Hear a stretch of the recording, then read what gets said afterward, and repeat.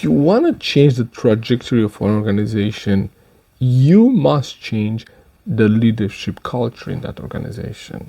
We see this all the time when organizations do not deliver on their goals. They're not actually achieving the things that they should achieve. One of the first things that stakeholders consider is changing the leadership, right? And so while they target more or less the leader, the CEO, the managing director of that organization, we know that what needs to change is actually the leadership culture throughout the organization. The leader, yes, sets the tone for the leadership in the organization, but you could change a leader and then the leader could adapt to the culture of the organization. Or you could change the leader, you put a new leader, and that leader redefines the culture of the organization, right?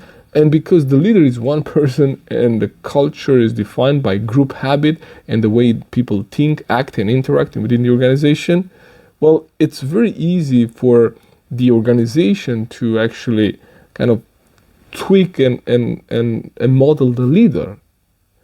But if you are the leader, then it's your job, it's your responsibility to define the culture that you want to see in the organization. And so it's the leader responsibility to create that culture. When I talk to leaders about creating a leadership culture in their organization, some get it immediately. They know exactly what we talk about. Others are a little bit more doubtful. They don't know why should they focus on leadership.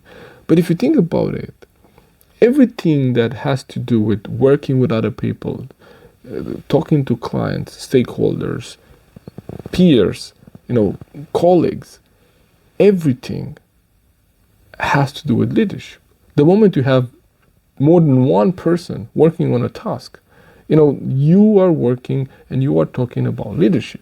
And so if you think that leadership culture is not something for you, consider what if everyone on our team will think, act, and interact as a leader?